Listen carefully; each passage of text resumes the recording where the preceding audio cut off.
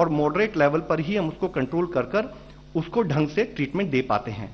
तो इसके लिए जरूरी है कि आज हम कोशिश करें कि अपने कंटेनमेंट के एफर्ट्स के साथ ही हम जब भी किसी हमारे समाज में किसी भी व्यक्ति को कोई भी सिम्टम अगर नोटिस होता है तो वह तुरंत से तुरंत उसका टेस्ट कराएं। टेस्ट का रिजल्ट आने में अगर 24 घंटे या उससे अधिक समय भी लगता है तो यह मानते हुए कि मुझे कुछ सिम्टम्स है, मुझे दूसरे लोगों से, अपने परिवार के लोगों से एक आइसोलेशन रखना है, एक डिस्टेंस बना के रखना है जब तक मेरा टेस्ट रिजल्ट नहीं आता, और साथ ही मैं रिक्वायर्ड प्रिकॉशंस लेता रहूं, उसकी भी आज हमारे लिए जरूरत है कि हम उसको ढंग से इंप्लीमेंट करें। दूसरा मेजर फोकस है क्लिनिकल मैनेजमेंट।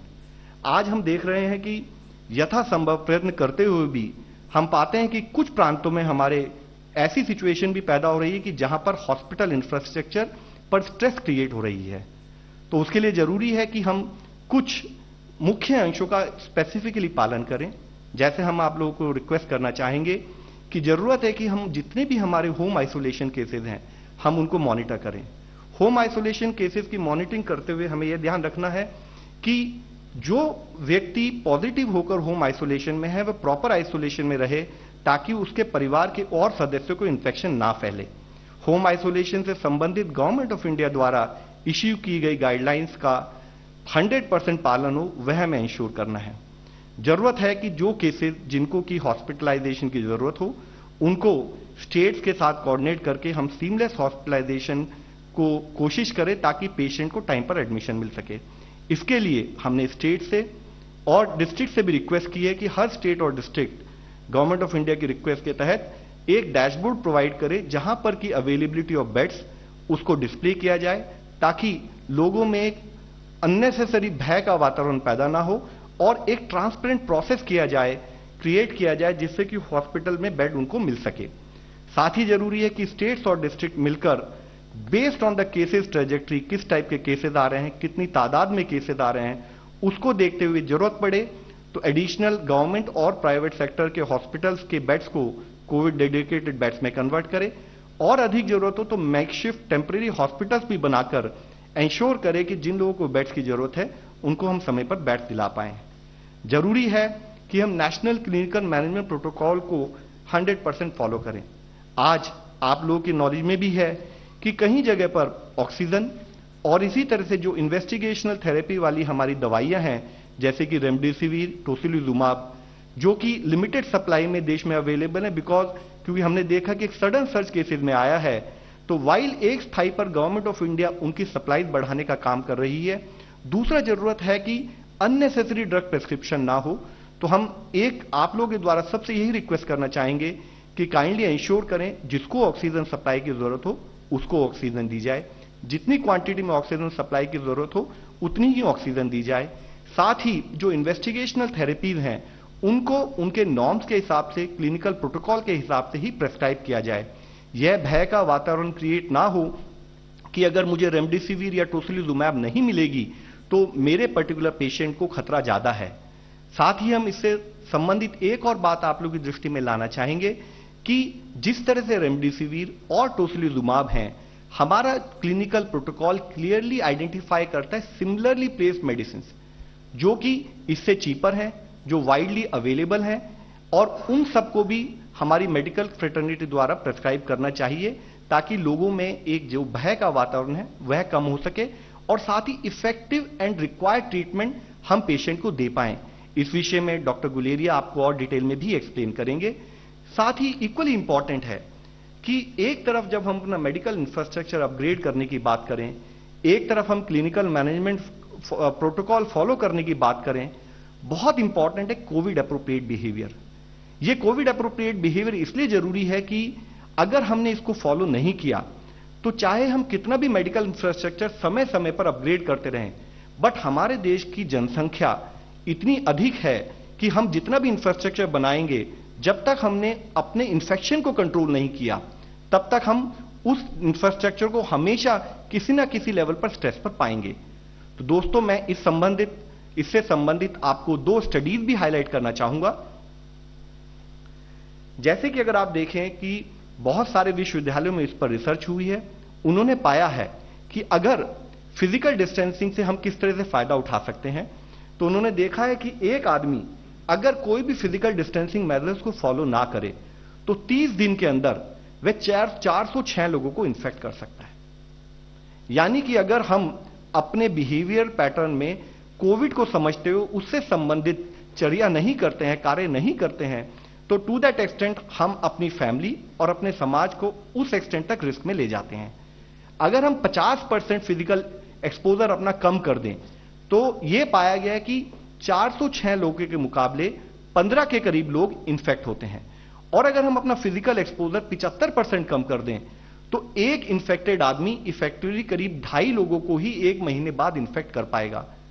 आप लोगों के द्वारा हमारी सबसे विनती है कि इस एस्पेक्ट को समझना बहुत जरूरी है कि एक तरफ हम क्लिनिकल मैनेजमेंट पर ध्यान दें, दूसरी तरफ हम इन्फेक्शन कंट्रोल पर भी ध्यान दें।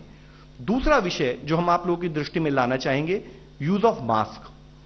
यह भी एक स्टडी के द्वारा पाया गया है कि जबकि हम 6 फीट की दूरी, 2 गज की दूरी अपने मध्य में रखते हैं, तो भी अगर दोनों, यानी कि पर्सन जिसको कोविड-19 हुआ है और पर्सन जो अनइंफेक्टेड है, यह आप एक किसी भी घर में यह स्थिति पा सकते हैं कि जो होम आइसोलेशन के केसेस है, अगर मास्क का सही ढंग से इस्तेमाल ना किया जाए तो 90% रिस्क है कि एक इन्फेक्टेड आदमी दूसरे अनइंफेक्टेड आदमी को इन्फेक्ट कर सकता है।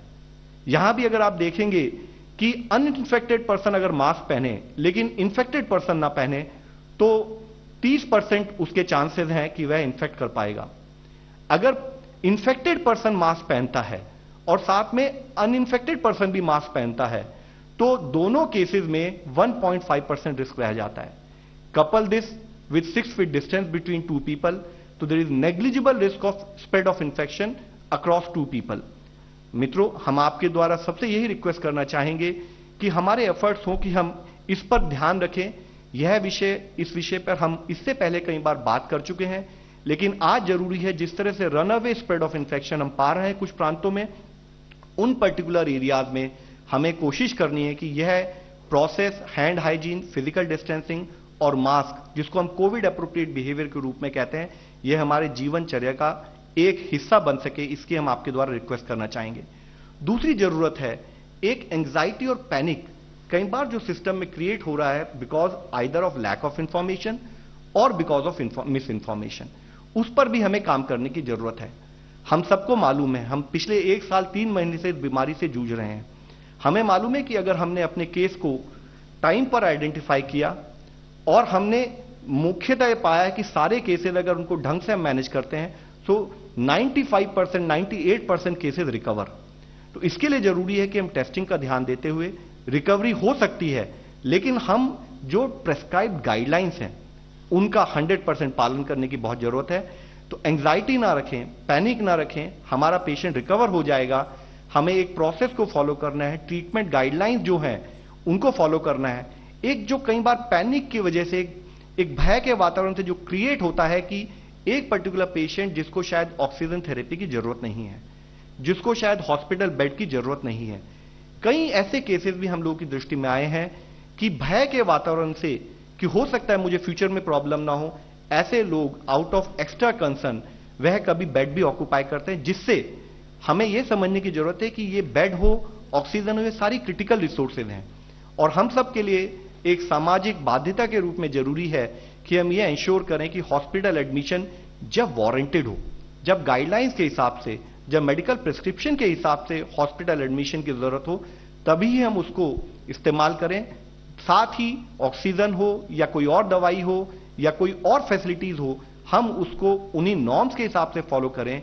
और हम आपसे यह रिक्वेस्ट भी करना चाहेंगे कि क्लिनिकल प्रोटोकॉल हो, गाइडलाइंस हो, वह गाइडलाइंस हमने अपने जितने भी नागरिकों के लिए अपनी वेबसाइट पर उसको क्लियरली इंडिकेट किया है। काइंडली मिस इंफॉर्मेशन से ना घबराएं, लैक ऑफ इंफॉर्मेशन से कोई भय का वातावरण क्रिएट ना हो, इसके लिए आप जो भी क्लिनिकल प्रोटोकॉल है वह हमारी वेबसाइट पर जो अवेलेबल है उसको काइंडली फॉलो करें। अंत में हम आप लोगों की दृष्टि में यही कहना चाहेंगे, चैलेंज हमारे सामने बहुत ह्यूज है, लेकिन जरूरी है कि इस लड़ाई को एक तरफ सरकार और दूसरी तरफ सोसाइटी, जिसको कि हम सरकार, संपूर्ण समाज मिलकर लड़ने वाली ये लड़ाई है, तभी हम इस लड़ाई को जीत पाएंगे। इसके साथ ही मैं आप लोगों को रिक्वेस्ट करूंगा कि इस प्रोसेस को हम फॉलो करें, इस चैलेंज को हमें फिर से जीतना है। धन्यवाद। प्रिय साथियों, आप सब लोग को मालूम ही है कि कोविड के केसेस में बहुत ज़्यादा बढ़ोतरी होने के कारण जो मेडिकल ऑक्सीजन है उसकी डिमांड में भी बहुत ज़्यादा बढ़ोतरी हुई है। भारत सरकार ने प्रदेश सरकारों और यूटीज के, यूनियन टेरिटरीज के तथा सभी स्टेक होल्डर्स के साथ वार्ता करके एक मैकेनिज्म डेवलप किया है जिससे कि मेडिकल ऑक्सीजन का प्रोडक्शन, मूवमेंट तथा सप्लाई सभी स्टेट्स और यूनियन टेरिटरीज को हो सके। यहां मैं बताना चाहूंगा आपको कि मेडिकल ऑक्सीजन का जो उत्पादन है वो काफी ज्यादा बढ़ा है और 24 अप्रैल को 9,103 मेट्रिक टन्स प्रोडक्शन हुआ है। उल्लेखनीय है कि जो हमारी प्रोडक्शन कैपेसिटी थी वो खाली 7,259 है, 7,259 मेट्रिक टन्स। पर भारत सरकार तथा सभी राज्य सरकारों और यूटीज की सरकारों तथा हमारी इंडस्ट्री ने मिलकर इस राष्ट्रीय आपदा के समय में इस पे बहुत मेहनत करके इसको बढ़ाते बढ़ाते अपनी इंस्टॉल कैपेसिटी से भी कहीं ज्यादा पहले 8,000 पहुंचाया और परसों ये 9,103 मेट्रिक टन्स था। इसी प्रकार से जो इसकी मेडिकल ऑक्सीजन की सेल है वो भी काफी बहुत ज्यादा बढ़ी है और 24 तारीख को 7,017 थी, 7,017 मेट्रिक टन्स।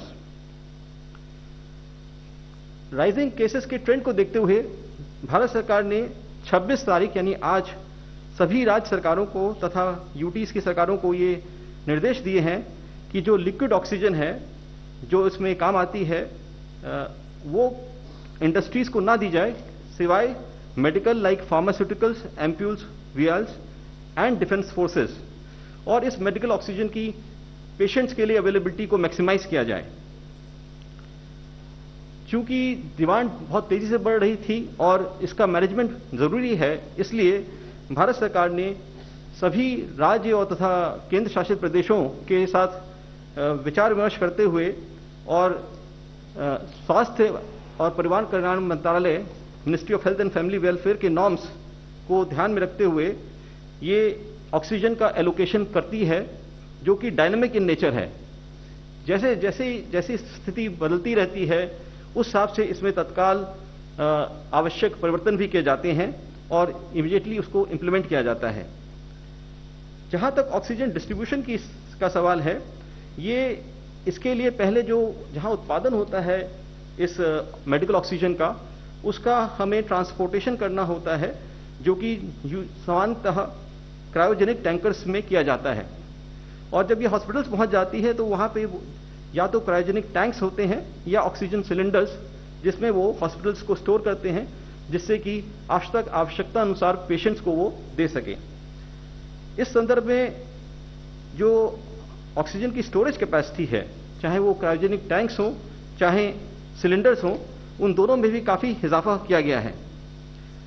और अभी वर्तमान में चूंकि डिमांड बहुत ज्यादा बढ़ गई है और हमारा प्रोडक्शन सप्लाई तो अवेलेबिलिटी हमारी अभी पर्याप्त है जो हमारी ऑक्सीजन की रिक्वायरमेंट है, किंतु उसको ट्रांसपोर्ट करना वो एक अभी मेजर चैलेंज है। और यहां ये भी एक फैक्टर हमें ध्यान में रखना पड़ता है कि जो ऑक्सीजन का प्रोडक्शन होता है वो ज्यादातर ईस्टर्न स्टेट्स में है और या फिर हमारे कुछ सेंट्रल स्टेट्स में है और उसकी मांग को हमें पूरे देश में सभी हिस्सों को पहुंचाना होता है। तो इसको टैंकर्स की कमी को दूर करने के लिए भारत सरकार ने सभी राज्य तथा केंद्र शासित प्रदेशों की सरकारों को ये सुझाव दिया था कि वो नाइट्रोजन और आर्गन के जो टैंकर्स होते हैं उनको भी ऑक्सीजन टैंकर्स में परिवर्तित करे। साथ ही साथ भारत सरकार विदेश से भी परचेज तथा हायरिंग बेसिस पे टैंकर्स ला रही है और स्टेट्स और यूनियन टेरिटरीज को कहा गया है कि आप सारे टैंकर्स मोबिलाइज करें, ऑक्सीजन के साथ साथ कन्वर्टेड नाइट्रोजन आर्गन टैंकर्स भी। और इसके लिए हमारा जो ministry of road transport and highways है वो उनकी निरंतर मदद कर रही है। North ministry of road transport ने इसके लिए एक वर्चुअल ग्रुप भी सेटअप किया है जिसमें सभी राज्यों तथा केंद्र शासित प्रदेशों के अधिकारी भी सम्मिलित हैं। वो निरंतर इस पे काम करता रहता है कि किस तरह ज्यादा से ज्यादा टैंकर्स मोबिलाइज किए जा सकें जिससे कि हमारी ये जो मूवमेंट की समस्या है उसमें हम उसका निदान कर सकें। एक जो बड़ा उल्लेखनीय निर्णय भारत सरकार ने लिया, जो एक ऐतिहासिक निर्णय है कि मूवमेंट टाइम जो ऑक्सीजन टैंकर्स का कम करने के लिए हमारी वायुसेना एयरफोर्स की मदद से जो एम्प्टी टैंकर्स हैं उनको एयरलिफ्ट किया जा रहा है ऑक्सीजन प्रोड्यूसर स्टेट्स तक, जो कि दूर दराज के स्थानों में हैं। जैसे कि अगर आपका दिल्ली से या उत्तर प्रदेश से या मध्य प्रदेश से हमें लाना है, मैं उदाहरण दे रहा हूं समझाने के लिए, उड़ीसा से या पश्चिम बंगाल से, तो हम खाली टैंकर्स को अगर भेजेंगे बाय रोड तो जाने में ही 5-7 दिन लग जाते, पर वायुसेना के विमानों की मदद से हम उसको 2 घंटे में ही पहुंचा देते हैं, 1 घंटे में पहुंचा देते हैं। तो एक तरफ का जो डिस्टेंस ट्रैवल टाइम है वो कम हो जाता है। एक हमारी सीमा यह है कि हम भरे हुए ऑक्सीजन टैंकर्स को वायुसेना के जहाज से नहीं ला सकते, वो उसमें टेक्निकल एंगल से वो फीजिबल नहीं है, वो डेंजरस है। तो इसलिए हमारी जो मिनिस्ट्री ऑफ रेलवेज है उसने स्पेशल ऑक्सीजन ट्रेन चलाना शुरू किया।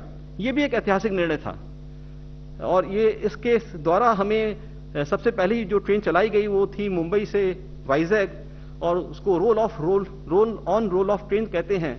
और उसके बाद अब पूरे देश में सभी स्थानों से बहुत तेजी से रेलवेज इस पे कार्य कर रही है, जिससे कि भरे हुए टैंकर्स को कम से कम समय में जो हमारे रेसिपिएंट स्टेट्स हैं वहां पे लाया जा सके। ऐसा पाया जाता है कि सड़क से अगर ट्रैवल करने में जहां 5 दिन लगते हैं, वहां हमारी रेलवेज के माध्यम से हम उसको 1 या ज्यादा 2 दिन के अंदर ले आते हैं। फिर एक और जो बहुत अच्छा कार्य किया जा रहा है कि मिनिस्ट्री ऑफ रोड ट्रांसपोर्ट्स ने सभी राज्यों और केंद्र शासित प्रदेशों के साथ विचार विमर्श करके एक real time tracking of tankers का सिस्टम डेवलप किया है, जिसमें वो जीपीएस टैगिंग को यूज कर रहे हैं। अभी हमें एक समस्या ये आती थी कि जब टैंकर्स चलते थे तो ये पता नहीं चलता था कि वो कहां पे हैं और कब पहुंचेंगे।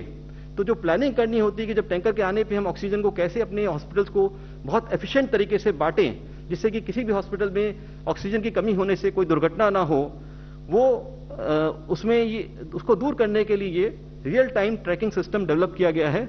और जीपीएस ट्रैकिंग के द्वारा अब हम धीरे धीरे अपने सभी टैंकर्स के बारे में हमें मालूम चल जाता है कि साहब वो कब भर के निकला प्रोडक्शन साइट से और अभी रास्ते में कहाँ है और वो कब पहुंचने वाला है, जिससे कि उसी अनुसार हम तत्काल उसको आगे पहुंचाने की और बांटने की व्यवस्था कर सकें।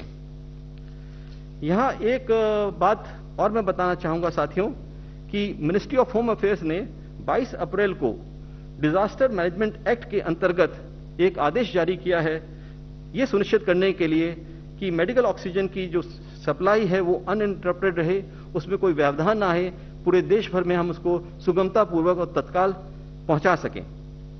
साथ ही साथ 23 अप्रैल को मिनिस्ट्री ऑफ होम अफेयर्स गृह मंत्रालय ने ये निर्देश भी सभी स्टेट्स और यूनियन टेरिटरीज को दिए हैं कि वो इन ऑक्सीजन ट्रांसपोर्टेशन व्हीकल्स यानी कि जो टैंकर्स हैं उनको एडिक्वेट सिक्योरिटी दे तथा उनको एक ग्रीन कॉरिडोर प्रोवाइड करे। और इन हमारे जो ऑक्सीजन टैंकर्स हैं इनको हम वो एम्बुलेंसेस की तरह ट्रीट किया जाए। जिस प्रकार से एम्बुलेंस के लिए हम ग्रीन कॉरिडोर सुनिश्चित करते हैं, इनके लिए भी किया जाए, जिससे कि कम से कम समय में ये पहुंच सके। साथ ही हमारे भारत सरकार के सुझाव पे सभी स्टेट्स और यूनियन टेरिटरीज ने कंट्रोल रूम सेटअप किए थे for regular monitoring of movement of medical oxygen. और भारत सरकार में भी एक वर्चुअल सेंट्रल कंट्रोल रूम था, जिसको पिछले कुछ दिनों से बहुत ज्यादा मजबूत किया गया है। उसमें हमने क्या किया है कि जो भारत सरकार के एडिशनल सेक्रेटरी और जॉइंट सेक्रेटरी स्तर के विभिन्न मंत्रालयों के अधिकारी हैं, उनको भी उस ग्रुप में सम्मिलित किया है, जैसे कि हेल्थ के, इंडस्ट्री के, होम मिनिस्ट्री के, मिनिस्ट्री ऑफ रोड ट्रांसपोर्ट्स के, रेलवेज के, स्टील के इत्यादि। और इसमें राज्य तथा केंद्र शासित प्रदेशों के भी सीनियर अधिकारी हैं। और ये ग्रुप जो प्रोडक्शन है, मूवमेंट है और अवेलेबिलिटी ऑफ ऑक्सीजन को मॉनिटर करता है। ये सारे भारत सरकार के तथा वरिष्ठ तथा राज्य सरकार और केंद्र शासित प्रदेश के वरिष्ठ अधिकारी एक सोशल मीडिया चैट ग्रुप का हिस्सा हैं, जो कि इंफॉर्मेशन, समस्याएं और उनका तत्काल समाधान मिनट टू मिनट, मतलब लगातार रियल टाइम बेसिस पे प्रत्येक दिन 24 घंटे करता है। और ये मैं अपने व्यक्तिगत अनुभव से आपको बता सकता हूं कि पिछले कुछ दिनों में हमारे सभी साथियों ने, अधिकारियों ने और हमारे सब जो टैंकर सप्लायर्स हैं वो सब भी हम लोग से 24 घंटे जुड़े रहते हैं, पूरी पूरी रात ना सो के। उन सब ने अथक प्रयास किया है कि भारत सरकार तथा सभी हमारी जो प्रदेश और केंद्र शासित सरकार हैं, हम सब मिलके ये सुनिश्चित कर सकें कि हमारे देश में कोई भी मरीज ऑक्सीजन की कमी की वजह से उसकी बेचारी की कोई साथ दुर्घटना ना हो। इसी के साथ भारत सरकार ने बहुत सारे मेजर्स लिए हैं प्रोडक्शन ऑफ लिक्विड ऑक्सीजन बढ़ाने के लिए, जिनका मैं अभी संक्षेप में उल्लेख नहीं करूंगा क्योंकि उसमें बहुत समय लगेगा। और सभी राज्यों और केंद्र शासित प्रदेशों से ये दरख्वास्त की है, उनको कहा है कि वो हमारे जो हॉस्पिटल्स हैं उनको भी सेंसिटाइज करें कि ऑक्सीजन का जुडिशियस यूज हो। इस संदर्भ में हेल्थ मिनिस्ट्री ने गाइडलाइंस भी सभी राज्य सरकारों और केंद्र शासित प्रदेशों को पिछले साल भी दी थी और इस साल फिर से उनसे जानकारी साझा की है, जिसके हिसाब से अगर हमारे सभी हॉस्पिटल्स उसको करें, लागू करें, तो जो ऑक्सीजन हमारे अभी एक्स नंबर ऑफ मरीजों के लिए काम आती है, उससे हम कहीं ज्यादा मरीजों को उसी ऑक्सीजन से हम उनको राहत दे पाएंगे। मैं आपके माध्यम से हमारे सभी देशवासियों से ये प्रार्थना करना चाहूंगा कि वो मेडिकल ऑक्सीजन की अवेलेबिलिटी को लेके बिल्कुल घबराए नहीं, कोई पैनिक करने की जरूरत नहीं है। ये मैं आपको आश्वस्त करता हूं कि अभी वर्तमान में भारत सरकार तथा राज्यों में भी हमारे पास ऑक्सीजन के पर्याप्त मात्रा उपलब्ध है। हमारा चैलेंज अभी उसको ट्रांसपोर्ट करने का है, क्योंकि जो टैंकर्स हैं उनकी डिमांड बहुत ज्यादा बढ़ गई और उतने हमारे पास देश में उपलब्ध नहीं थे। जैसा मैंने बताया, उसके लिए बहुत सारे प्रयास किए गए और ये हमारी जो भारत सरकार है और जो हमारी राज्यों तथा केंद्र शासित प्रदेश की सरकार है, ये सब बहुत मिलकर काम कर रही हैं एक, और तथा जितने भी स्टेक होल्डर्स इन्वॉल्व हैं, चाहे वो इंडस्ट्री हो, चाहे ऑक्सीजन सप्लायर्स हो या जो ट्रांसपोर्टर्स हो, उन सब के साथ हम लोग मिलकर ये पूरा प्रयास कर रहे हैं कि जो ऑक्सीजन की अवेलेबिलिटी है और जो उसको ट्रांसपोर्ट करने का टाइम है उसको मिनिमाइज कर सकें और सभी हॉस्पिटल्स में उसका जुडिशियस यूज करते हुए हम अपने सभी मरीजों को उसके लिए पर्याप्त मात्रा में उपलब्ध करा सकें। इन्हीं शब्दों के साथ मैं पुनः एक बार आप सबसे प्रार्थना करता हूं कि घबराए नहीं। कई बार भ्रामक जानकारी भी दे दी जाती है और उसकी वजह से लोग घबरा जाते हैं, पर आप निश्चिंत रहें। सभी सरकार के और सभी स्टेक होल्डर्स इस समय में कंधे से कंधा मिला के लगे हुए हैं कि हमारे देश को हम इस समस्या से निजात दिला सकें और इस कठिन घड़ी में हम लोगों की भरपूर सहायता कर सकें। जय हिंद।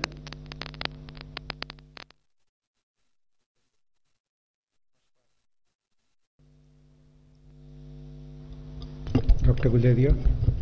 नमस्कार। जैसे अभी बताया गया लव अग्रवाल जी ने और पीयूष गोयल जी ने कि हमारा देश एक क्रिटिकल फेज जो गुजर रहा है as far as the second peak is concerned, और हम सबको इकट्ठे मिलके ही केसेस भी कम करने और ये भी कोशिश करनी है कि हॉस्पिटल की जो फैसिलिटीज हैं वो ऑप्टिमली यूज हों, और इसके लिए एक कम्युनिटी पार्टिसिपेशन की बहुत ज़्यादा ज़रूरत है। अगर हम सब इकट्ठे मिलके ही इस पे काम करेंगे तभी हम अपने केसेस भी कम कर पाएंगे और मोर्टेलिटी भी कम कर पाएंगे। अभी अगर हम हालात देखें तो एक अननेसेसरी पैनिक है सब लोगों में, और उस पैनिक के कारण it is causing more harm then good. Health infrastructure की बात करें तो जिसका भी कोविड पॉजिटिव आता है, चाहे उसकी सैचुरेशन नॉर्मल हो, उसको कोई सिम्टम नहीं हो, उसमें ये पैनिक सिचुएशन हो जाती है कि कहीं मेरे को बाद में ऑक्सीजन की जरूरत ना पड़े, कहीं एडमिशन की जरूरत ना पड़े, तो मैं अभी जाके एडमिट हो जाता हूं। और उसके कारण हॉस्पिटल्स के बाहर बहुत रश हो जाता है और जो जेन्युइन पेशेंट्स हैं वो सफर करते हैं क्योंकि उनको प्रॉपर ट्रीटमेंट नहीं मिल पाती। दूसरा ये है कि उस पैनिक के कारण लोग घर पे दवाइयां स्टोर करने लग जाते हैं, होर्डिंग शुरू हो जाती है और unnecessary shortage of essential drugs जो है वो मार्केट में क्रिएट हो रही है। तीसरा, उसी कारण कई दफा ड्रग्स का मिसयूज भी हो जाता है, क्योंकि कई लोग ये सोचते हैं कि अगर कोविड है तो मैं पहले दिन ही सारी दवाई शुरू कर लेता हूं तो शायद आगे तकलीफ ना हो, लेकिन उनसे साइड इफेक्ट ज्यादा होते हैं और उससे कोई फायदा नहीं होता है।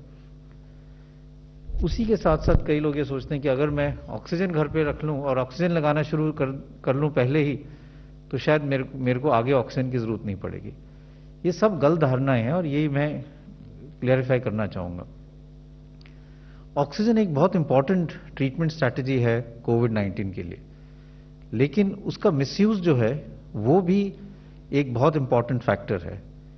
अगर हम ऑक्सीजन सैचुरेशन की बात करें, जो हम सब लोग रेगुलरली अब देख रहे हैं, पल्स ऑक्सीमीटर लगा के जो एक छोटा सा डिवाइस हम अपने उंगली पे लगाते हैं, तो उससे हम ये देखते हैं कि अगर हमारी सैचुरेशन 94, 95, 96 है या उससे ज़्यादा है, तो उसका ये मतलब है कि अब हमारे बॉडी में, शरीर में ऑक्सीजन की जो ब्लड में ऑक्सीजन है वो सफिशिएंट है, और इससे हमें घबराना नहीं चाहिए। हमारे सब टिश्यूज़ को, चाहे हम ब्रेन की बात करें, किडनी की बात करें, लिवर की बात करें या और किसी ऑर्गन की बात करें, enough oxygen is reaching these organs. इसलिए ये ज़रूरी नहीं है कि अगर आपकी ऑक्सीजन सैचुरेशन 94, 95 है तो आप ऑक्सीजन लगा के उसको 98, 99 करें, वो एक ऑक्सीजन का मिसयूज़ है। तो ये समझना बहुत ज़रूरी है कि हम ऑक्सीजन का मिसयूज़ ना करें, क्योंकि वही ऑक्सीजन उस व्यक्ति के काम आ सकती है जिसकी ऑक्सीजन सैचुरेशन 90 से कम हो या 80s में हो। तो एक तो मैं ये कहना चाहूँगा कि ऑक्सीजन की जो जुडिशियस यूज़ है, जब किसी व्यक्ति की सैचुरेशन 93 से कम हो, इससे पहले जब हम लोगों को ऑक्सीजन थेरेपी देते थे, लॉन्ग टर्म ऑक्सीजन थेरेपी जो हम कहते हैं, जिनको ब्रोंकाइटिस है, फेफड़े खराब है, वो अपना सैचुरेशन 88, 90 पे भी ठीक काम चल जाता था, 92 पे भी उनको ऑक्सीजन कॉन्सेंट्रेटर के साथ काम चल जाता था और ठीक रहते थे। इसलिए ये पैनिक की जरूरत नहीं है कि हमें ऑक्सीजन सैचुरेशन हमेशा ही 95 रखनी चाहिए। अगर आपकी ऑक्सीजन सैचुरेशन 92, 93 है तो भी it is all right, but हम यही चाहते हैं कि एक बफर हो, जिससे ऐसा ना हो कि एकदम कम हो जाए और आपको हॉस्पिटल में पहुंचने में देरी हो जाए। इसलिए अगर आपकी सैचुरेशन 94 से ज़्यादा है, आप बिल्कुल ना घबराएं, ऑक्सीजन की कोई ज़रूरत है। कम से कम हो रही हो तो अपने डॉक्टर से संपर्क करें, और अगर ज़रूरी लगता है तो हॉस्पिटल ज़रूर आए। दूसरा इंपॉर्टेंट चीज़ है, और ये हॉस्पिटल्स के लिए है, कि वी मस्ट मेक श्योर कि लीकेज ऑफ ऑक्सीजन ना हो। और कई हॉस्पिटल्स में, और ये पहले ये था कि ऑक्सीजन की कमी महसूस नहीं होती थी, तो लो ऑक्सीजन जो था वो बहुत लीकेज हो जाती थी। एक एग्जांपल दूंगा कि लोगों ने ऑक्सीजन लगाया नाक से, अब आपका खाना आ गया, आपने खाने के लिए बैठे, ऑक्सीजन की ट्यूबिंग निकाली, बेड पे रख दी और खाना शुरू कर दिया, लेकिन पीछे से ऑक्सीजन बंद नहीं की, तो वो ऑक्सीजन जो ट्यूबिंग से निकली जा रही है वो वेस्ट हो जाएगी। तो इसलिए ऑक्सीजन हॉस्पिटल में लीकेज को रोकना बहुत ज़रूरी है, क्योंकि जब ऑक्सीजन की ज़रूरत ज़्यादा है तो हमें सारे स्टेप्स लेने चाहिए जिससे हम ऑक्सीजन को प्रिजर्व करें, उसकी लीकेज ना करें। तो जहाँ जहाँ पे भी किसी हॉस्पिटल में ऑक्सीजन की लीकेज के चांसेस हैं, all hospital authority should make sure कि देयर इज नो लीकेज, और गवर्नमेंट ऑफ इंडिया की इस पे गाइडलाइंस भी हैं। दूसरा जो हमने गाइडलाइंस में भी कहा है कि अगर आपकी ऑक्सीजन कम हो रही है पे हो तो आप पेट के बल भी लेट सकते हो और डीप ब्रीदिंग कर सकते हो। प्रोन पोजिशनिंग से आपकी डायफ्राम की एक्टिविटी भी बढ़ जाती है, लंग की कैपेसिटी भी बढ़ जाती है, क्योंकि जो हमारा पिछले वाला हिस्सा है जहाँ पे लंग लोअर लोब ज़्यादा है, लंग का एक हिस्सा ज़्यादा है, that can expand more and you can get more oxygenation, तो वो भी हम कर सकते हैं। इसके बाद मैं यही बात करूंगा regarding drug called remdesivir. Remdesivir एक ऐसा ड्रग है जो आजकल बहुत डिमांड में है, लेकिन अगर हम इसको क्रिटिकली देखें तो रेमडेसिविर की जो बेनिफिट्स हैं वो वेल एस्टैब्लिश नहीं है। सबसे पहले जो रेमडेसिविर की स्टडी आई थी वो चाइना से ही आई थी, क्योंकि कोविड पैंडेमिक चाइना में ही शुरू हुआ था। वो एक नेगेटिव स्टडी थी जिसमें रेमडेसिविर का कोई फायदा नहीं आया था। उसके बाद कुछ स्टडीज यूएस से आई जिन्होंने ये दिखाया कि इससे हॉस्पिटल स्टे थोड़ा दिनों से कम हो जाता है, लेकिन मोर्टेलिटी बेनिफिट नहीं है, जान नहीं बचती है। और डब्ल्यूएचओ की जो सबसे बड़ी स्टडी हुई है, जो सॉलिडारिटी ट्रायल है, उन्होंने भी इस ड्रग में कोई फायदा नहीं पाया। इसलिए ये सोचना कि अगर रेमडेसिविर ही एक मैजिक बुलेट है और उसी से हम सब लोग ठीक हो जाएंगे, तो ये गलत धारणा है। और दवाइयां हैं जो ज़्यादा यूजफुल हैं, ऑक्सीजन उनमें से एक है, एंटीकोगुलेंट्स हैं, और जो मॉडरेट टू सिक पेशेंट्स हैं उसमें स्टेरॉइड्स का भी रोल है। तो हमें ये समझना चाहिए कि we should not get into a panic mode अगर रेमडेसिविर नहीं मिल रही या रेमडेसिविर इज नॉट एसेंशियल। और इसीलिए इस ड्रग की होर्डिंग जो है या ड्रग की मिसयूज जो है उसको भी रोकने की जरूरत है। It is only useful in moderate to severe cases on 5th to 7th day, जब आपका सैचुरेशन गिर रही है, आपके लंग में इन्फिल्ट्रेट्स आ रहे हैं। जो सारी स्टडीज हुई हैं उन्होंने भी यही दिखाया है। अगर हम रेमडेसिविर शुरू में दे दें तो उसमें कोई बेनिफिट नहीं है, और इसके लिए मेडिकल लिटरेचर, इंटरनेशनल लिटरेचर में भी डेटा है।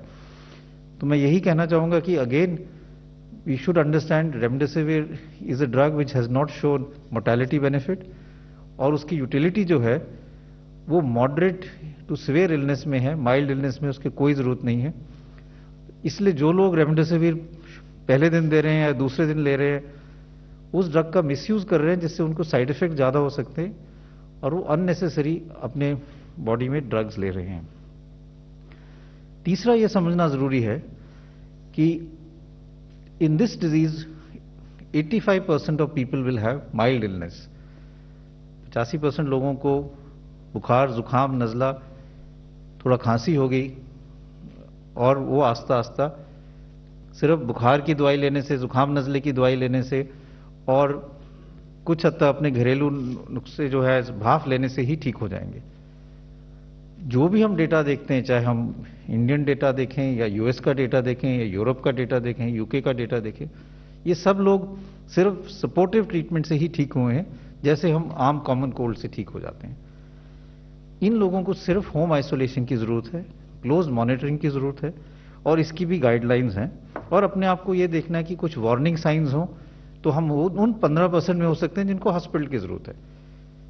कई पेशेंट्स आप देखेंगे जो घर पे रहे, 3-4 दिन बुखार हुआ, उसके बाद बिल्कुल ठीक हो गए और कोई उनको सिम्टम ज्यादा नहीं हुए। ज्यादातर मरीज इस टाइप के ही होते हैं, लेकिन 15% ऐसे लोग हैं जिनको ज्यादा तकलीफ हो सकती है। इसलिए ये जरूरी है कि घर पे हम गाइडलाइंस फॉलो करें, होम आइसोलेशन की, अपने आप को मॉनिटर करें, टेम्परेचर देखें, सैचुरेशन देखें और अगर सैचुरेशन कम हो रही है, अगर बुखार बहुत तेज हो रहा है या सुस्ती है, ड्राउजीनेस है, सीवियर वॉमिटिंग हो रही है या और कोई ऐसे लक्षण हो रहे हैं, तो फिर हम अपने डॉक्टर से संपर्क करके तभी हम सोचें कि मुझे एडमिशन की जरूरत है।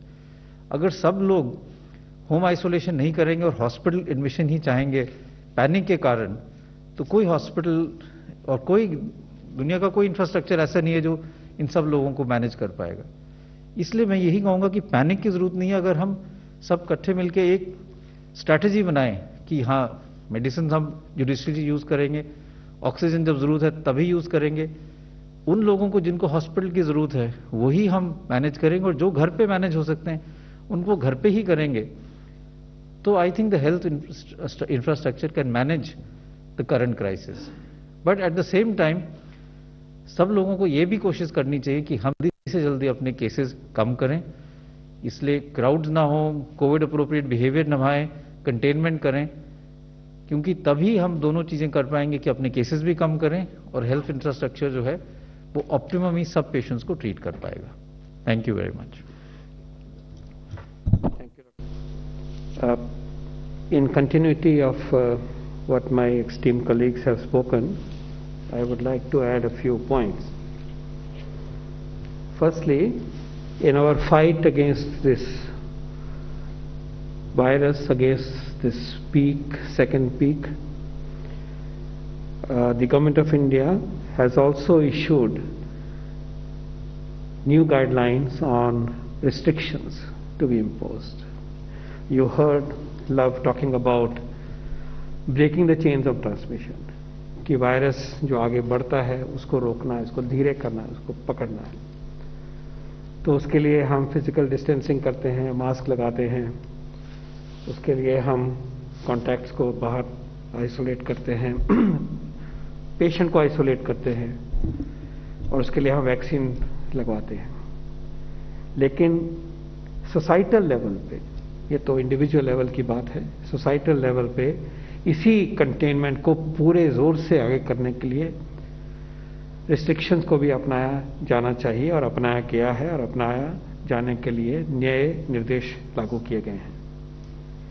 देश में जहां भी ज्योग्राफीज में, टाउन्स में, एरियाज में, सिटी में भी हो सकता है, जिले में भी, जहां भी हमारा टेस्ट पॉजिटिविटी रेट जो 10% है या उससे ज्यादा है, या कि हॉस्पिटल्स जो हमारे ऑक्सीजन बेड है और आईसीयू के बेड में, उनमें ऑक्यूपेंसी 60% से ज्यादा हो गई है, तो जहां ये चीज प्रिवेल हो रही है वहां नई रिस्ट्रिक्शंस जो कुछ तो कॉमन चली हुई हैं इस पीरियड में रही हैं, लेकिन जो मोर इंटेंस रिस्ट्रिक्शंस का प्रावधान किया गया है।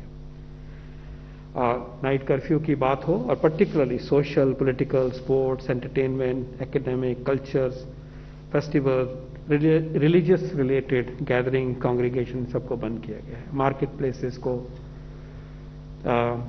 जिम्स को, इन सबको बंद करने के ऑर्डर्स दिए गए हैं। आप इसको जरूर जानते हैं, लेकिन मैं सोचा कि ये इम्पोर्टेंट है, इस बात को भी कहा जाए।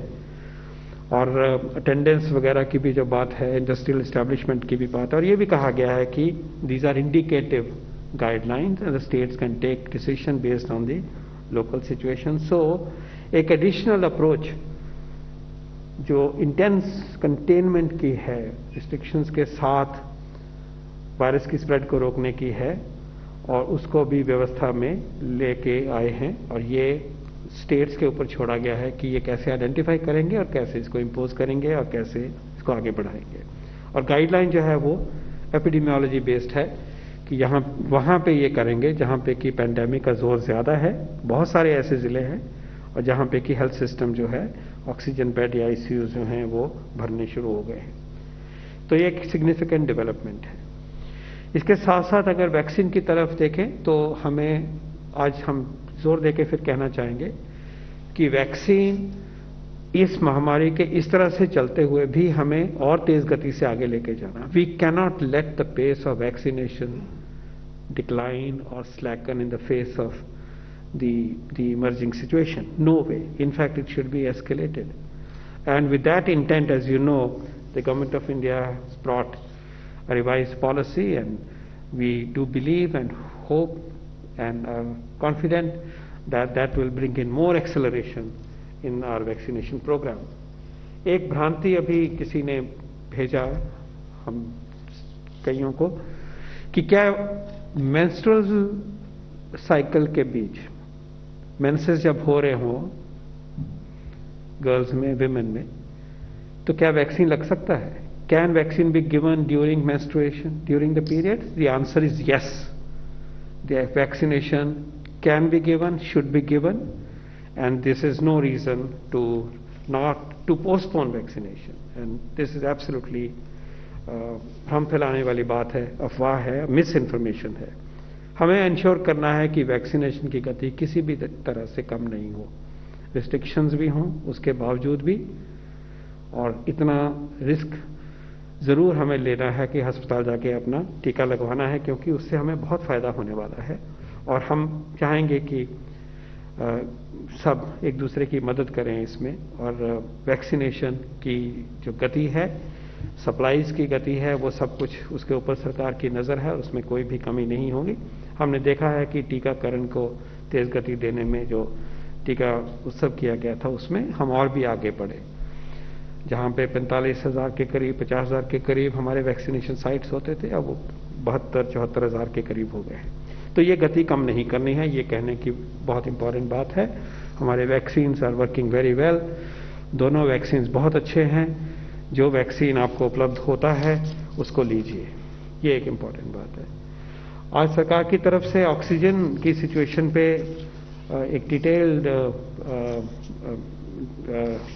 बयान दिया गया है, और हम कहना चाहेंगे कि जिस तरह से सब तरह से पूरी कोशिश करके ऑक्सीजन की सप्लाई और डिस्ट्रीब्यूशन को ठीक करने के लिए एफर्ट किए गए हैं, उसमें और भी तेज गति लाई जाएगी. और इसका नतीजा भी दिखना शुरू हो गया है और भी आगे आगे दिखेगा. और इसमें कोई और सुझाव हैं, वो सुझाव भी हम वेलकम करेंगे, लेकिन नए इनोवेटिव तरीकों से भी बढ़ा के भी, प्रोडक्शन को बढ़ा के भी, डिस्ट्रीब्यूशन को भी इम्प्रूव करके और इंपोर्ट करके भी, इंडस्ट्रियल ऑक्सीजनेशन, ऑक्सीजन को रोक के भी, सब तरफ से ऑक्सीजन की पर्याप्तता को बढ़ाने के लिए पूरी कोशिश की गई है. ये आगे और भी तेज होगी. इसके अलावा जो आज डॉक्टर गुलेरिया ने बात करी है, क्योंकि फिक्र है, एक डर का माहौल बनता है, पैनिक का बनता है, तो उसमें जो आज बातें डॉक्टर गुलेरिया ने कही हैं, उनके ऊपर जरूर जनता का ध्यान रहना चाहिए कि पैनिक नहीं करना है. 85% व्यक्ति जो कोविड पॉजिटिव होते हैं, उनको घर में ही रह के अपना इलाज करना है. सब कुछ ठीक होता है, सब कुछ ठीक होता है, सब कुछ ठीक होता है. और उसमें जो घर में जो ट्रीटमेंट करनी है उसकी ट्रीटमेंट के जो एलिमेंट्स हैं वो हमने नेशनल जो ट्रीटमेंट प्रोटोकॉल है वेबसाइट पे अवेलेबल है, इसको अपडेट किया गया है और उसको अपनाना है। दोनों ने, डॉक्टर्स ने भी इसी को प्रमोट करना है और हम सब ने भी इसी को अपनाना है। घर में रह के जो दवाइयां हैं, आइवरमेक्टिन को कहा गया है कि हम ले सकते हैं, हाइड्रोक्सीक्लोरोक्विन को हम ले सकते हैं। इसके अलावा अगर 5 दिन के से ज्यादा खांसी रहती है तो ब्यूडेनेसाइड इनहेलेशन से लेते हैं, वो आप ले सकते हैं। ये इन दवाइयों की भी चर्चा होनी चाहिए। हम दूसरी दवाइयों की चर्चा कर रहे हैं जो कि सिर्फ मामूली फायदा, उम्मीद थोड़ी सी है जिसके ऊपर मेन स्टे थेरेपी का नहीं है, उनकी चर्चा होनी चाहिए अपनी जगह पे।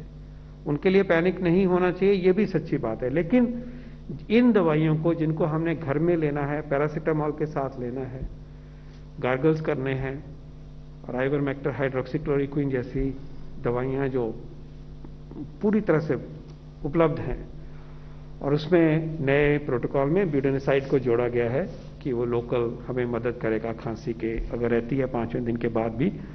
मैं चाहूंगा कि इसकी भी बात हो। कोविड पॉजिटिविटी को रेमडेसिविर से ही नहीं जोड़ा जाए, टोसिलिजुमैब से ही नहीं जोड़ा जाए, ऑक्सीजन से ही नहीं जोड़ा जाए, इन चीजों पे भी जोड़ा जाए। इससे जुड़ने से वो नौबत आने की भी पॉसिबिलिटी कम होगी। और डॉक्टर साहब ने आज ये भी समझाया कि अगर हम उल्टा लेटते हैं घर में भी तो ऑक्सीजनेशन बेटर होती है। ये हम सब के लिए आज भी लागू है। स्वस्थ हैं तब भी हम प्रोन पॉस्चर में ऑक्सीजनेशन में बेहतरी होती है। ये नेचर, बायोलॉजी है ये। तो इसका हम इस्तेमाल करेंगे, कंफर्ट के लिए इस्तेमाल करेंगे, और बहुतों में ऐसा ही करने से आगे जाने की जरूरत नहीं होगी, आगे डिटीरियोरेशन नहीं होगी। तो पैनिक का माहौल नहीं करिए, और ये जो चीजें हैं उसके ऊपर भी फेथ रखिए और मदद करिए कि जो हमारे बेड्स हैं वो जब इस्तेमाल हों, जरूरतमंद के लिए इस्तेमाल हों। और पैनिक आने से हर सिस्टम के कैजुअलिटी में, इमरजेंसी में डॉक्टर्स पे प्रेशर पड़ता है और माहौल ठीक नहीं बनता। वो हम सब के लिए, समाज के लिए एक अच्छी बात नहीं है। कोशिश करें, हम सब समझ सकते हैं कि ये क्यों होता है, लेकिन विनती है कि आप और हम सब मिलके घर में रह के जो इलाज करेंगे, तरीके से ठीक चीजों को अपनाएंगे, उसके ऊपर भी हम ध्यान देंगे। और ये भी याद रहे कि अगर घर में एक पॉजिटिव व्यक्ति है तो जैसे अभी दिखाया कि उसको बहुत जरूरी है कि वो मास्क पहने, क्योंकि वो फेंक रहा है वायरस बाकियों को। और बल्कि अब मैं कहना चाहूंगा कि सीधा टाइम आ गया है कि घर में हम वैसे ही अब मास्क पहनना शुरू करें। हम बाहर की बात करते थे, लेकिन संक्रमण जैसे है, ज्यादा है, तो घर में भी बाई चांस किसी को आ गया है तो जहां तक हो गए घर में भी जब हम किसी के साथ बैठे हैं तो मास्क लगाएं तो फायदा है। लेकिन डेफिनेटली अगर कोई पॉजिटिव है उसको भी मास्क लगाना है, बाकियों को भी लगाना है, उसको दूसरे कमरों में रखना है। और अगर घर में ऐसी व्यवस्था की कमी है तो इतने आइसोलेशन केयर बेड्स बने हुए हैं, उनको हम कोरोना केयर सेंटर्स कहते हैं, या आइसोलेशन बेड्स हैं इसी तरह की मदद करने के लिए।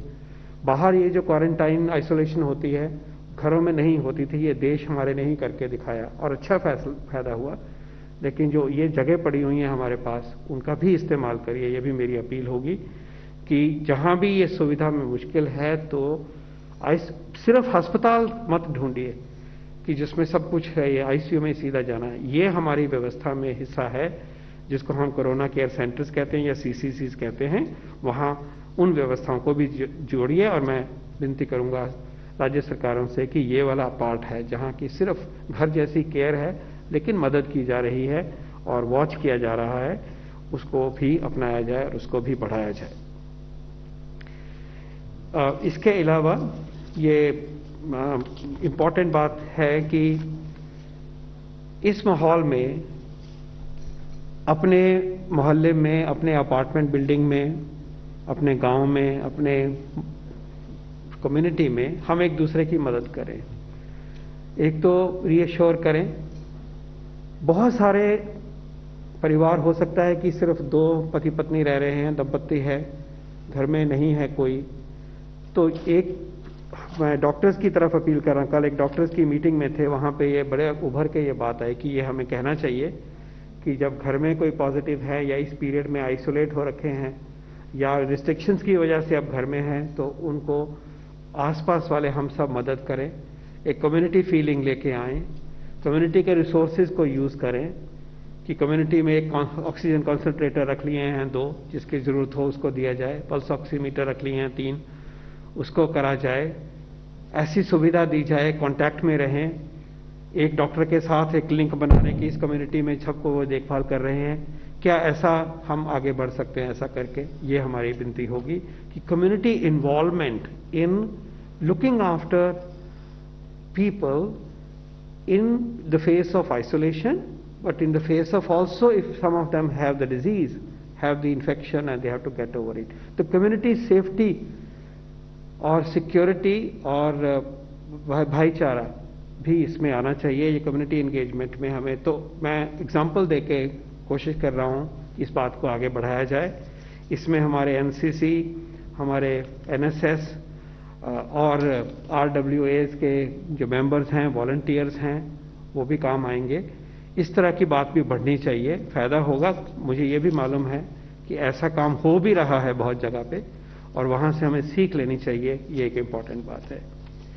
एक और इम्पॉर्टेंट पॉइंट जो रेलेवेंट है आज की सिचुएशन के हिसाब से, वो ये है कि टेलीमेडिसिन को फिर बढ़ावा मिलना चाहिए। ये मेरी अपील प्राइवेट सेक्टर से, गवर्नमेंट सेक्टर से, पर्टिकुलरली प्राइवेट सेक्टर से आज, कि जैसे हमने पिछले साल टेलीमेडिसिन के द्वारा अपने मरीजों का पूरा इलाज किया, we were reaching out to them, we were providing care, I am sure that is happening even now. My specific appeal is today that let there be a way in a given city to know who all doctors are available on telemedicine। कि अगर हम बताएं कि particularly एक city में, करनाल में, कि कौन कौन से डॉक्टर्स को मैं टेलीमेडिसिन के द्वारा पहुंच सकता हूं, कि ये कि मैं अपने आप ढूंढूं, उसकी बजाय क्या ये एक वेबसाइट पे अवेलेबल हो सकता है लोकल मेडिकल एसोसिएशन की तरफ से, डिस्ट्रिक्ट एडमिनिस्ट्रेशन की तरफ से, कि following doctors are available on telemedicine, ताकि ये महसूस होता है और ऐसी बात पहुंचती है हमारे तक कि हम कहाँ जाएं। तो कहाँ जाएं? सबसे पहले अगर हम डॉक्टर ढूंढ रहे हैं तो क्या वो आसान हो जाए। हर एक जना हर किसी फैमिली डॉक्टर के साथ कनेक्टेड नहीं होता, अस्पतालों तक जाना अब मुश्किल भी है, दूर भी है, संक्रमण भी है और ज़रूरत भी नहीं है। तो जब टेलीमेडिसिन का प्रावधान है और हो रहा है और इसमें हम अच्छा काम कर चुके हैं, तो अपील होगी कि हर सिटी में अपने लेवल पे एक सिंपल सा इंफॉर्मेशन अवेलेबल हो, वेबसाइट पे भी हो, फिजिकली भी और तरह से भी हो, और इसमें जिले के एडमिनिस्ट्रेशन मदद कर सकते हैं, ताकि जब ये ऐसे लगे कि हो रहा है तो मैं फोन किसको करूं। हेल्पलाइन तो चल रही है, वो भी ठीक है, लेकिन डायरेक्टली आप डॉक्टर तक पहुंचना चाहते हैं, बाय नेम पहुंचना चाहते हैं, उसको क्या हम संभव कर सकते हैं। तो इसमें मेडिकल प्रोफेशन को और डिस्ट्रिक्ट एडमिनिस्ट्रेशंस को, वॉलंटियर्स को, NGOs को, we would request on behalf of the government to kindly create such system, such community safety nets and partnership nets that will come very handy। इसके बाद and में फिर दोबारा उसी मैसेज पे आना चाहेंगे कि इस सिचुएशन में तो अब बिल्कुल ज़रूरी है कि हम मास्क पहनेंगे, बिल्कुल ज़रूरी है कि हम फालतू बाहर नहीं जाएंगे। Please don't go out unnecessarily, stay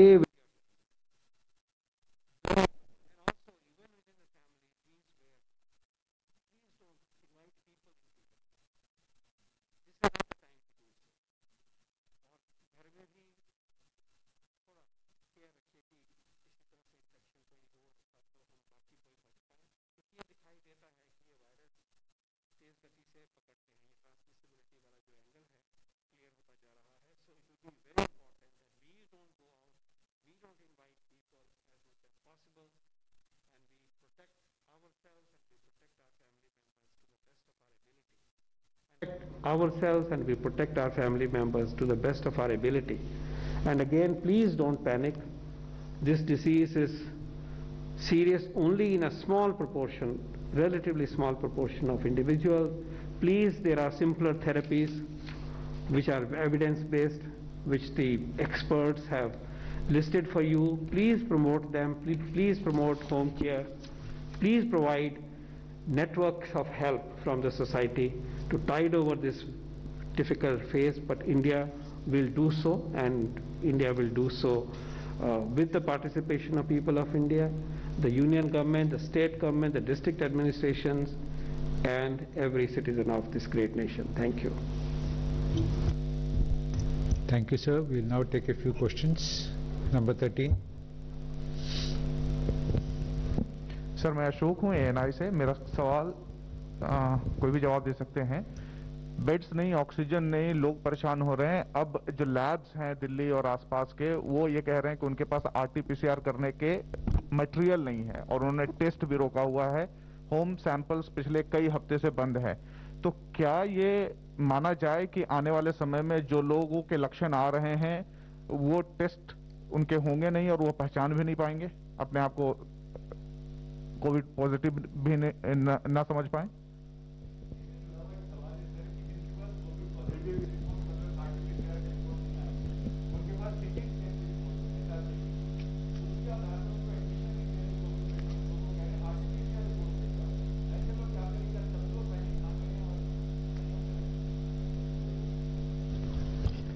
तो इसमें दो चीजें हैं और दोनों आई थिंक आपकी क्वेश्चन बहुत इंपॉर्टेंट है। एक है कि अगर किसी को RT-PCR नहीं हो पा रहा है या उसकी रिपोर्ट डिले हो रही है लेकिन उसके सिम्टम्स जो हैं वो क्लासिकल कोविड के हैं या CT स्कैन क्लासिकल कोविड का है, तो क्या उसको हमें कोविड मान लेना चाहिए या नहीं? मैं तो ये कहूंगा कि अब पैंडेमिक को देखते हुए जितने हमारे केसेस हैं, हमें क्लिनिको रेडियोलॉजिकल डायग्नोसिस भी करना पड़ेगा और we will accept that this should be COVID और इन लोगों को पूरा कोविड की तरह ही ट्रीटमेंट मिलना चाहिए। क्योंकि कई दफा ऐसा होता है, और इसमें एक और चीज मैं जोड़ना चाहूंगा, ट्रीटमेंट के अलावा ये भी बहुत जरूरी है कि अगर आपको कोई भी कोविड के लक्षण हो तो आप अपने आप को एकदम आइसोलेट कीजिए। आप चेन ऑफ ट्रांसमिशन को रोकिए, देखिए कि आपके घर में और किसी को ना हो। इसका वेट ना कीजिए कि जब मेरी रिपोर्ट आएगी तभी मैं अपने आप को आइसोलेट करूंगा। बुखार हुआ, जुकाम, नजला है, इस टाइम बहुत हाई चांस है कि आपको कोविड ही है। एकदम आपको अपने आप को आइसोलेट कीजिए, ट्रीटमेंट शुरू कर दीजिए जो गाइडलाइंस में है और टेस्ट कराइए। कई दफा ये भी होता है कि RT-PCR टेस्ट नेगेटिव भी आ सकता है क्योंकि उसकी सेंसिटिविटी 100% नहीं है। तो उस सिचुएशन में भी अगर क्लिनिकल सिम्टम्स जो है वो क्लासिकल हैं और आपके आसपास कोई है जो क्लोज कॉन्टैक्ट है जिससे आप जो पॉजिटिव है, तो ये मान के चलना चाहिए कि आपको कोविड है और उसकी ट्रीटमेंट पूरी तरह वैसे ही करनी चाहिए। और अगर एडमिशन की जरूरत हो तो उसको एडमिट भी कर सकते हैं। कई हॉस्पिटल ने इसके सोल्यूशन एक निकाला है जो हम कहते हैं कोविड सस्पेक्ट वार्ड। एक नेगेटिव हो गया, एक पॉजिटिव हो गया, एक सस्पेक्ट वार्ड जो है वहां पे भी एडमिट कर लेते हैं। वहां कोविड की तरह ही ट्रीट करते हैं लेकिन उनको कोविड सारे पेशेंट के साथ मिलाते नहीं है, जिससे बाई चांस अगर ना हुआ या बाद में कुछ और आया तो वो उनको कोविड से एक्सपोजर ना हो।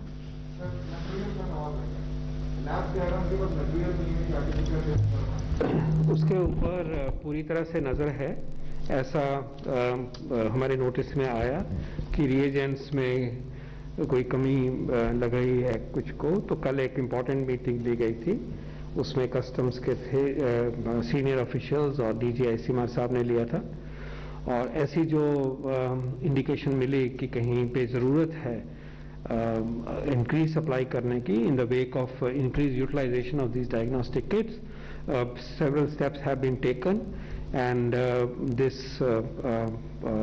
availability of the reagents for some of the tests that are required in the management of COVID-19 such as serum ferritin and other will be maintained and will be ensured. Likewise कोई कमी kits की RT-PCR या antigen kit की नहीं है, उसके ऊपर भी पूरी तरह से नजर है और वॉच किया जा रहा है। Thank you.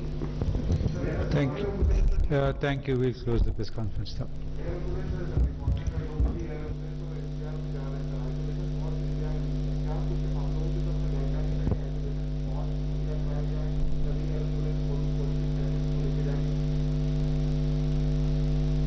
अब दोबारा के अपना सवाल। लोग तलाश रहे हैं कि अगर दिल्ली में बेड नहीं है, ऑक्सीजन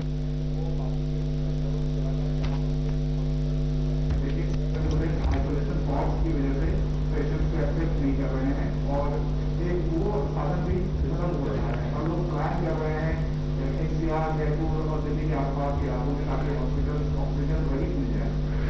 एयर एम्बुलेंस वाले इश्यू के ऊपर मेरे पास अभी इंफॉर्मेशन नहीं है, हम बताएंगे तो उसके ऊपर एड्रेस करते हैं. It may be under consideration of Delhi government or others. But point is that the facilities ramping up is happening at a very large scale, and as I said, utilization of not only the hospital beds, but appropriate utilization of the corona care centers, isolation beds, जहाँ पे कि simple care दी जाती है, and the rational and safe and supervised treatment in home setting, putting it all together, we will be able to manage the cases. Thank you very much. Thank you, friends.